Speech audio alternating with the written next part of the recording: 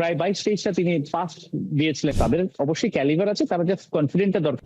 হচ্ছে একদম ডায়েট মিষ্টি জাতীয় খাবার ফুটবলারদের খেতে একদমই দিতে চান না। সাফ নারী চ্যাম্পিয়নশিপের প্রথম ম্যাচে মালদ্বীপকে 4-2 গোলে হারিয়ে ঈদের আনন্দ আরো কয়েক গুণে বাড়িয়ে দিল বাংলাদেশ জাতীয় নারী ফুটবল দল। এবং সেখানে আনিকা প্রবাসী ফুটবলার, তিনি একটা রেকর্ড গড়েছেন, যেই রেকর্ডটা সাফের ইতিহাসে দ্রুততম গোলের রেকর্ড।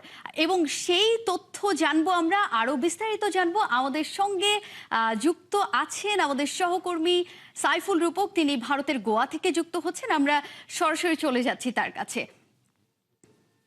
রূপক, ঈদ মোবারক।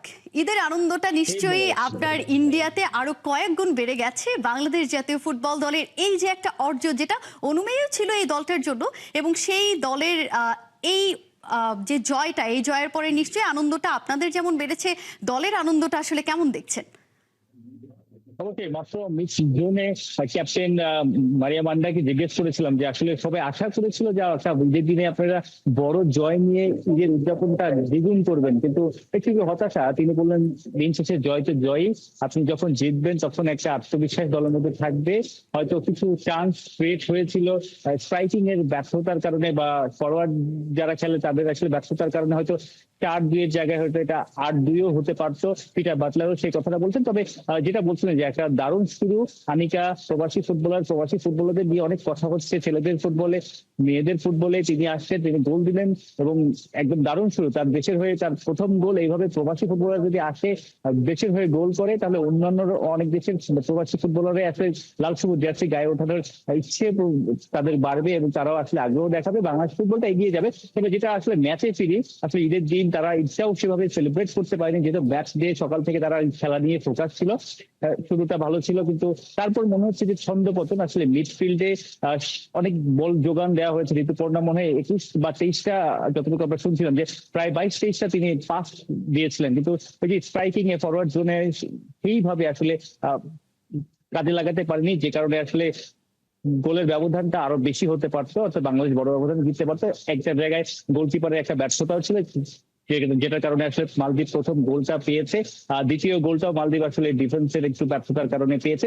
ওভারঅল আসলে বাংলাদেশের অনেকগুলো ভুল হয়েছে এই ম্যাচে, কারণ যে ডমিনেটিং পারফরমেন্সটা বাংলাদেশের কাছে সবাই চেয়েছে, টিম ম্যানেজমেন্ট চেয়েছে, পিটার বাটলার চেয়েছে, কারণ ভারত এই মালদ্বীপের এগেইনস্টে কিন্তু 11টা গোল দিয়েছে।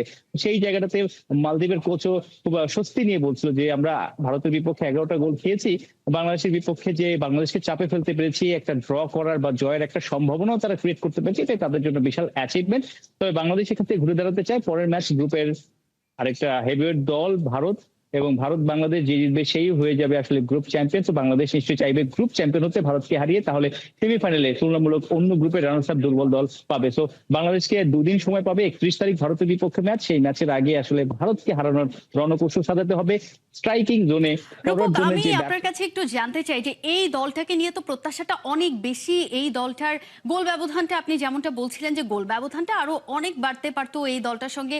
এর আগের ম্যাচে ইন্ডিয়ার কাছে মালদ্বীপ এই দলটাই 11-0 গোলে হেরেছিল, যেটা আসলে বাংলাদেশের কাছ থেকেও এক্সপেক্ট করা হচ্ছিল এমন কিছুই। কিন্তু বাংলাদেশের আসলে ল্যাকিংসটা, আপনি মাঠে বসে ম্যাচটা দেখেছেন, কোথায় দেখলেন ল্যাকিংসটা? আপনার চোখে আসলে কোথায় ধরা পড়েছে?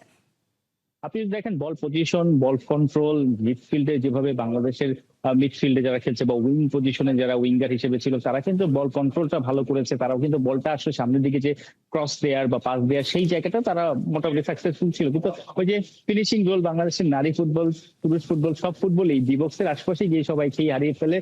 নিশানাটা বা ওই যে অন টার্গেট যে বিষয়টা, সেই জায়গাটাতে খাবি খেয়েছে, বা সেই রকম আসলে পারফেক্ট একটা ম্যাচ খেলতে পারেনি বাংলাদেশের ফরওয়ার্ড জোনের ফুটবলার। তবে তাদের সামর্থ্য আছে, তারা ব্যাক টু ব্যাক সাফে দুবারের চ্যাম্পিয়ন, হ্যাট্রিক শিরোপার হাতছানি আছে, হ্যাট্রিক শিরোপা জিততেই এই ভারতের গোয়া এসেছে।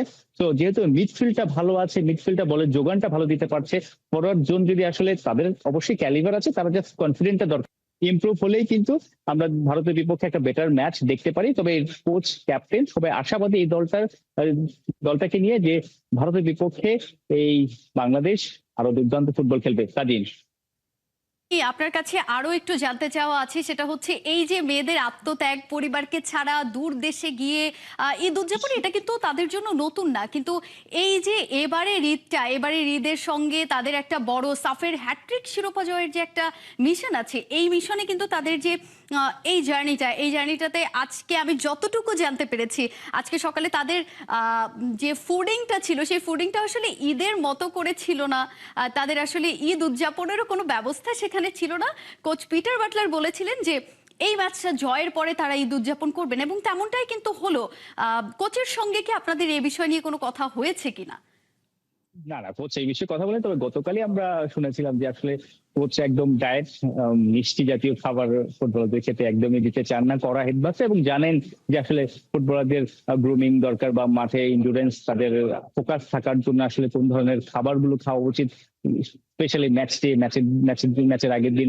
তো সেই জায়গাটাতে একদম ফোকাস, এবং মেয়েদেরকে তিনি চান দিন শেষে, যেহেতু মেয়েরা এই ঈদ বা পরিবার পরিজন রেখে কিন্তু এখানে এসেছে দেশকে অনেক উঁচুতে নিয়ে যেতে, দেশের হয়ে সাফল্য বয়ে আনতে। তো তারা ওই জায়গাটাতে তাদের মাথায় আছে, এবং তারা জানে যে এই কিছু জায়গায় স্যাক্রিফাইস করলে দিন শেষে সাফল্য আসবে, দেশের সাফল্য আসবে, এবং দেশের মানুষ সেটা সেলিব্রেট করবে। তো তাদের ওটা মাথায় আছে। কোচের পিটার বাটলারের সেই মেসেজটা তারা ভালোভাবে নিয়েছে, এবং সেটা মাঠে আমরা দেখছি 4-2 জয়। তবে জয়টা আরো বড় হতে পারছে যদি কিছু কিছু জায়গায় ভুল, তবে ভারতের বিপক্ষে ঘুরে দাঁড়াবে, সেই মেসেজটা কিন্তু বাটলার, মারিয়া মান্ডা, আনিকা অনেকেই দিচ্ছে এই মালদ্বীপের বিপক্ষে ম্যাচ শেষে। কাজিন,